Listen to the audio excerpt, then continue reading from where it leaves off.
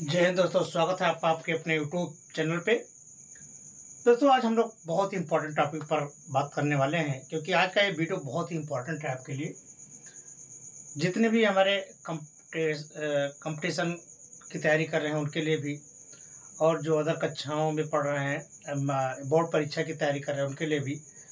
तो आज का ये जो टॉपिक है वह है पाचन एवं भोजन। आप समझते ही हैं कि भोजन क्या है। भोजन, आप जानते हैं कि भोजन हमारी मूलभूत आवश्यकताओं में से एक है।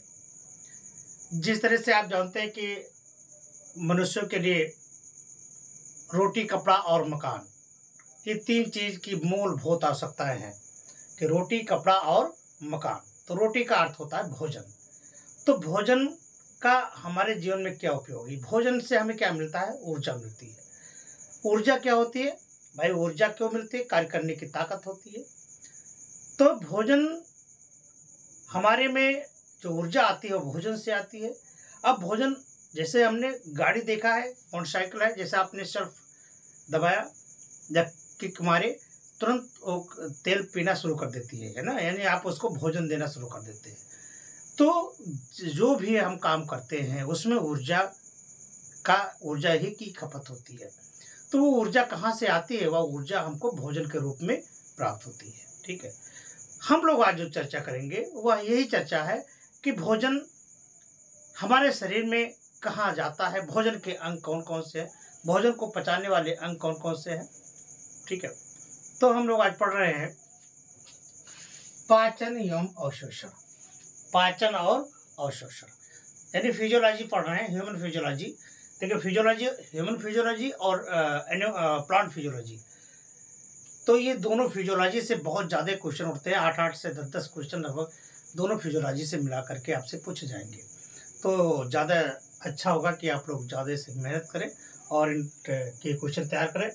और हम वीडियो में शायद इसी वीडियो में या अगले वीडियो में आपको इसके फिजियोलॉजी के ऑब्जेक्टिव क्वेश्चन 100 क्वेश्चन देने वाले हैं। हमारे जो मतलब जो हम क्वेश्चन देते हैं MCQ, उसमें 100 क्वेश्चन का एक सेट होता है। ठीक है, तो हर सब्जेक्ट के, हर टॉपिक की जो भी हमारा वीडियो होगा उसमें एक टॉपिक के जो भी आपको दिया जाएगा तो 100 क्वेश्चन होंगे। उसमें आपको 100 क्वेश्चन अटेम्प्ट करना होगा। तो आप सेट भी हल करते रहें, जो भी आपको सेट दिया जाए, ताकि आपको इस टॉपिक से किस तरह से क्वेश्चन पूछे जाते हैं वो भी आपको साथ साथ तैयारी होती रहे। और यहाँ पर तो हम आपको लाइन टू लाइन NCERT पढ़ाते रहते हैं। तो आपने समझा कि भोजन क्या है। भोजन हमारी मूलभूत आवश्यकताओं में से एक है। अब यहाँ पर देखिए, मानव में पाचन तंत्र। पाचन क्या होता है शरीर में? पाचन पहले हम समझे कि किसे कहते हैं। पाचन का अर्थ होता है कि जो बड़े मॉलिक्यूल्स होते हैं, जो बड़े अणु होते हैं, उनको छोटे अणु में कन्वर्ट करना, एब्जॉर्बेबल यानी अवशोषण योग्य बनाना। अवशोषण योग्य बनाना ही क्या कहलाता है? उसका पाचन। देखिए, पाचन बहुत ही इंपॉर्टेंट है। हम जो भी खाना खाते हैं, अगर उसका पाचन नहीं हो पाता है तो खाना खाने से कोई मतलब नहीं है। ठीक है, जब पाचन होगा तो जो आप पोषक तत्व खाएं वो शरीर में जाएगा, उससे ऊर्जा प्राप्त होगी। अगर पाचन नहीं हो पा रहा है तो खाने से सब बेकार है। तो देखिए, हमारा जो मुख है, ये आपका माउथ है, मुख है। तो हम लोग कोई भी चीज जो इनहेल करते हैं वो कहाँ से? मुख से इनहेल करते हैं, मुंह से उसको अंतर्ग्रहण करते हैं। तो ये मुख है। मुख में देखिए, जब हमारी इस मुख गुहा में कोई भोजन जाता है तो हमारे दो जबड़ा है। देखिए, अपर जा और लोअर जा। कौन इसमें गत करता है? अपर जा कि लोअर जा? देखिए, दो जबड़े हैं। देखो, ये दो जबड़े हैं ना। अब देखो कौन चल रहा है? कौन चलता है?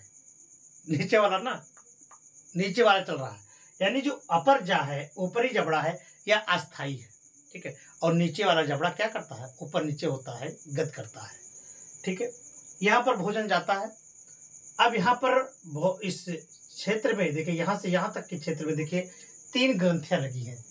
देखिए, मानव शरीर में 3 जोड़ी लार ग्रंथियां होती हैं। सलाइवा ग्लैंड जो होती है, सलाइवा ग्लैंड, ये कितनी जोड़ी होती है? 3 जोड़ी।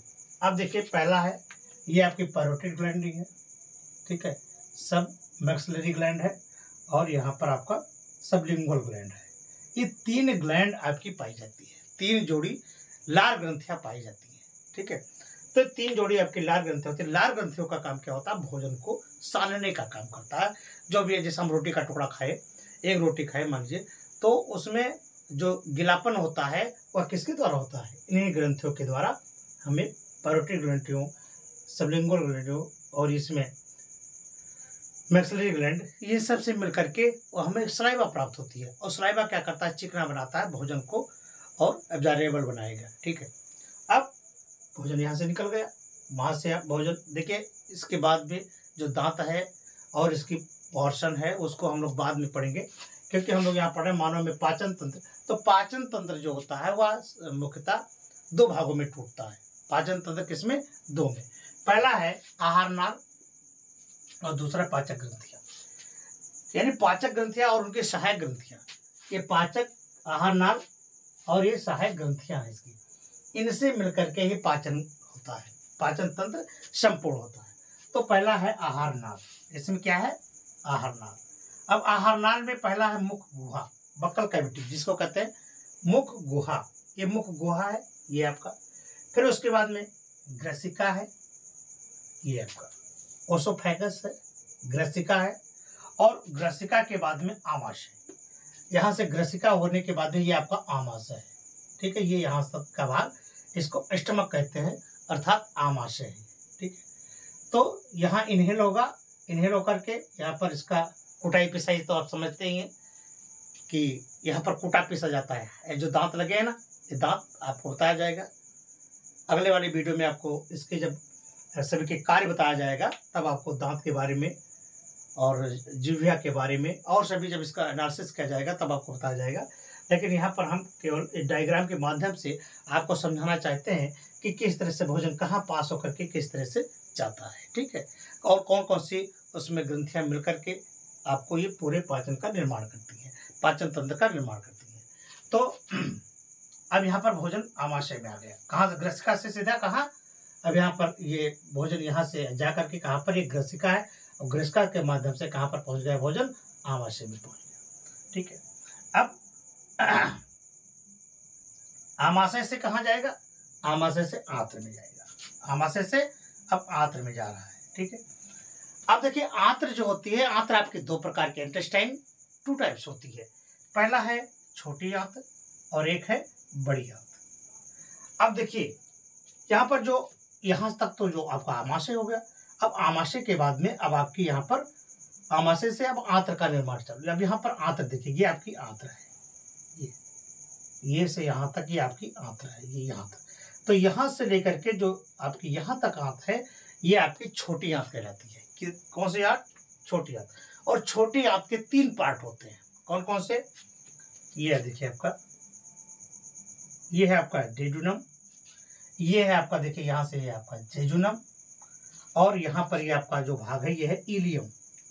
तो छोटी आंत के 3 भाग होते हैं, कौन कौन से, डेडुनम, जेजुनम, देखिए ये भाग है आपका, और उसके बाद में ये है आपका इलियम भाग, ठीक है। ये आपका इलियम है, ठीक है। तो भोजन कहाँ से, अब देखिए यहाँ से चालू हुआ है ग्रसिका, ग्रसिका से आमाशय में, आमाशय से कहाँ, इनके माध्यम से होता हुआ यहाँ पर पहुंचा, यहाँ पर, यहाँ से होता हुआ अब ये लार्ज इंटेस्टाइन है। ये जो आपकी बड़ी वाली दिखाई दे रही है ये आपकी बड़ी आंत है। बड़ी आंत के भी कितने भाग हैं, बड़ी आंत के भी 3 भाग हैं, कौन कौन से, सीकम, कोलन और रेक्टम, ठीक है। ये देखिए अब जहाँ से ये छोटी आंत्र मिलती है, यहाँ पर देखिए ये सीकम है, यहाँ पर मिल रही है, तो सीकम है। फिर रेक्टम, ये रेक्टम है आपका, ये भाग आपका रेक्टम कहलाता है। और ये देखिए कोलन है, कोलन के 3 भाग हैं, यानी जो आपका चौड़ा भाग है इसके 3 भाग हैं। देखिए ये आपका है एसेंडिंग कोलन, और ये है आपका डिसेंडिंग कोलन, ये भाग आपका डिसेंडिंग कोलन कहलाता है, और ये आपका असेंडिंग हो जाएगा। और यहाँ पर देखिए ट्रांसवर्स कोलन है, ठीक है, ये ट्रांसवर्स कोलन। तो इसके मतलब जो कोलन है, कोलन आपके 3 प्रकार के होते हैं। तो पहला भाग आपने पढ़ा सीकम, देखा आपने सीकम भाग।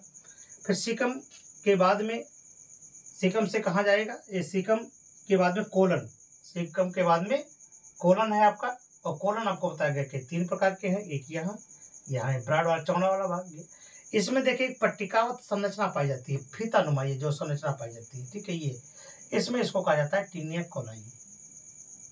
टीनिया कोलाई है ये, क्या है? टीनिया कोलाई, ठीक है। तो अब यहाँ पर भोजन यहाँ से होकर के यहाँ मिलता है, फिर यहाँ से होता हुआ कहाँ से कहाँ पर, फिर कहाँ से ये आपका रेक्टम में जाकर के यहाँ पर भोजन यहाँ पर रेक्टम में पहुँच जाता है। और जब रेक्टम में पहुँचता है यानी मलाशय में, यहाँ पर इसको क्या कहते हैं? रेक्टम, मलाशय। ये जाकर के यहाँ पर आपका गुदा द्वार है, गुदे द्वार से बाहर निकल जाता है।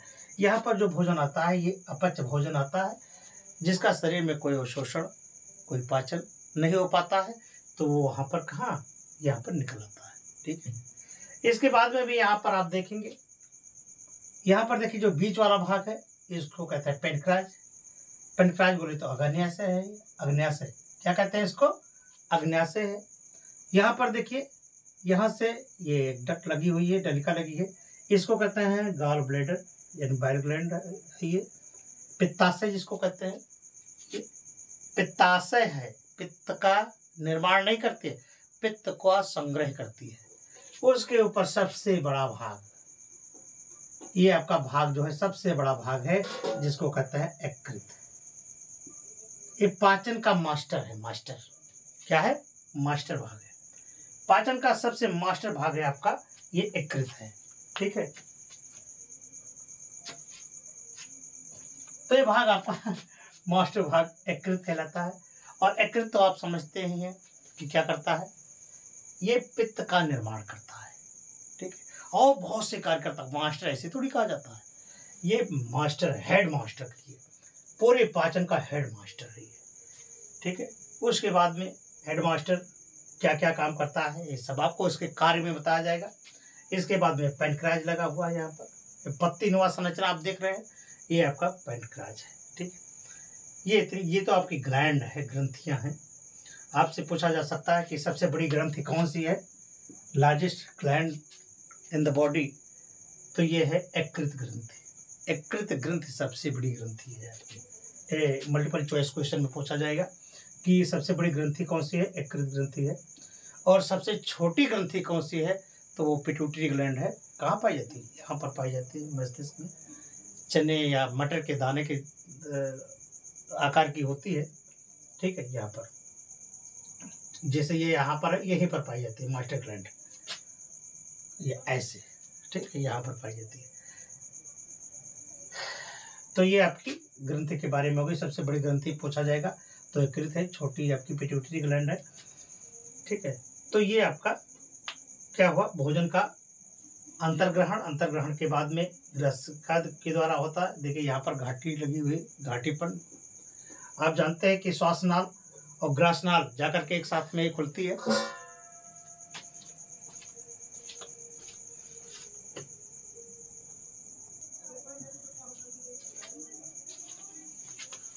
तो आप लोगों ने यहाँ पर देखा, तो हम लोगों ने यहाँ पर देखा। उसके पे ये देखिए ये क्या है जो सबसे ऊपर ये सभी को ढके रहता है, ये है आपका डायफ्राम। क्या है? डायफ्राम है। डायफ्राम क्या है? समझ लीजिए कि ये सभी का आश्रय देने वाला है, ठीक है, क्योंकि इससे ऊपर भी तो पार्ट है, उस पार्ट को ये क्या करता है? रोके रहता है। डायफ्राम है, छतरी है, छतरी। तो डायफ्राम हो गया। डायफ्राम के अंदर ये चीज रहती है। ये है कहाँ? देखिए कहाँ पर स्थित होता है। ये जो आपका जे आकार का आमाशय है, देखिए ये यहाँ हमारे शरीर के बाईं ओर है। कहाँ? बाईं ओर। जैसे यहाँ पर मुंह से ग्रसिका, ग्रसिका से कहा, ये इसे क्या कहते हैं? इसे आप समझे, इसे डेहरा का, तो डेहरा सब बखार समझते हो, बखार है डेहरा। क्योंकि जब आप खाना खाते हैं तो आकर के इकट्ठा कहाँ पर होता है? खाना खाते जाते हो, निगलते जाते हो, पानी पीते जाते हो, कहाँ पर आता है? यही आमाशय में पहले जमा हो जाता है, ठीक है। अब आमाशय में जमा हो गया। आमाशय में जमा होने के बाद में इसमें देखा जाता है क्या क्या चीज आया है, कौन कौन चीजें इसमें आई गई, मैंने लाया गया है। भोजन के द्वारा आपने क्या क्या खाया है, क्या क्या पोषक तत्व इसमें आए। 3 से 4 घंटे तक या पहले 4 से 5 घंटे तक भोजन इसी में रहता है। यहाँ पर आपने देखा है कि कूड़े बीने वाले होते हैं तो वो देखते हैं कि क्या क्या इसमें है, क्या क्या सही है, क्या क्या गलत है। ठीक इसी प्रकार से इसमें भी भोजन जब आता है तो खूब तरह से इसमें जठरांत्र होते हैं, रस स्राव किए जाएंगे। ये आपको जब इसके कार्य बताया जाएगा आमाशय का तब वहाँ बताया जाएगा। तो इसमें इसको खूब सान करके देखा जाता है, उलट पलट के देखा जाता है कि भाई क्या क्या है इसमें। जो पोषक तत्व आते हैं जो यहाँ पर पचने वाला होता है तो यहीं पर पच करके शरीर को दे दिया जाता है कि भैया ले जाओ, ये तुम्हारा सामान है। जिसका पाचन नहीं हो पाता उसको कह देता भैया आगे जाओ, तुम्हारा हमारा कोई संपर्क नहीं। यहाँ से बढ़ा करके यहाँ कर दिया जाता है। यहाँ जब मिलते हैं तो ये भी अपना कुछ चीज़ छोड़ देता है, ये भी कुछ चीज़ छोड़ देता है, क्योंकि भोजन में ये सब सहायक ग्रंथियाँ हैं। सहायक ग्रंथियाँ क्या करती हैं कि इसको पचाने में मदद करती हैं, तो भाई ये इसको दे देती रहेंगी। ये भोजन धीरे धीरे धीरे धीरे क्या होगा, जब कुछ होता रहेगा। जितने भी पोषक तत्व हैं, अब जैसे समझिए कि क्या है। जैसे मान लीजिए तुम्हारे यहाँ कोई चला गया बाहर विदेश टहलने गया, तो टहलने के बाद में जब आप वहाँ जाता है कमाने के लिए, ये समझे कि कमाने के लिए कोई जाता है, तो जब कमाने के लिए जाएगा तो वहाँ क्या करेगा, वो वहाँ कमाएगा। लेकिन यहाँ उसके घर वाले क्या कहेंगे, उसका लड़का है, उसकी पत्नी है, उसकी बेटी है, वो सब क्या कहेंगे कि भैया हाँ पापा मोबाइल ले आना, बड़ी अच्छी मोबाइल ले आना, क्योंकि लोग टच चलाते हैं इस समय, हमको भी टच मोबाइल चलाने का मन करता है। ठीक है बेटा, ठीक है मोबाइल ले आएंगे। बेटी कहती है कि हमको ये ले आना, पत्नी कहती है हमको ये लेना, सब लोग अपनी अपनी डिमांड कर देते हैं। जब वो कहता है कि ठीक है हम आ रहे हैं, आज आ रहे हैं भाई, आज आ रहे हैं, तो जब आ जाते हैं तो लड़का चैन खोलता है बैग का, देखता है क्या है इसमें, मोबाइल लाए कि नहीं है, तो मोबाइल नहीं लाए, मोबाइल नहीं लाए। ठीक है, बेटी का सामान नहीं मिला तो वो भी थोड़ा नाराज हो जाएगी धीरे धीरे। ठीक इसी प्रकार से ऐसे ही है इसमें। जब भोजन में आप से भी जो आप खाना खाते हैं उसी से तो इसको एनर्जी मिलती है, तो देखता है आमाशय में सब चीज ढूंढे जाते हैं, भैया क्या क्या आया, भैया बताओ बताओ बताओ। विटामिन ए खाए हो तो चलो भैया विटामिन ए वाले को पास दे दो, विटामिन बी खाए हो, सी खाए हो, जो भी चीज़ आप खाए, जो भी चीज़ है आपके ले जाओ भाई, तुम्हारा है ले जाओ। सब शरीर यहाँ पर बटना शुरू हो जाता है। यहाँ से कुछ बटा, कुछ उसके बाद में छोटी आंत के पास सबसे ज़्यादा पाचन कहाँ होता है, छोटी आंत में होता है। यहाँ पर जितना भी पाचन हो पाया। अब देखिए, जब आप किसी का कहा नहीं मानेंगे, जब लड़के का कहा नहीं मानते हैं और वो तुम्हारा अंग है, हिस्सा है, तुम्हारी औलाद है, तो क्या करेगा, अनशन कर देगा नहीं। ठीक इसी प्रकार से आप जब उस अपने जो पोषक तत्व है उसको 1 दिन नहीं दिया, 2 दिन नहीं दिया, बार बार नहीं दिया, तो उसकी डिफिशियंसी हो जाएगी, शरीर में क्या हो जाएगी, उसकी कमी हो जाएगी। और जब शरीर में कमी हो जाएगी तो वो अनशन कर देगा कि भैया इसके बगैर हम काम नहीं कर सकते हैं।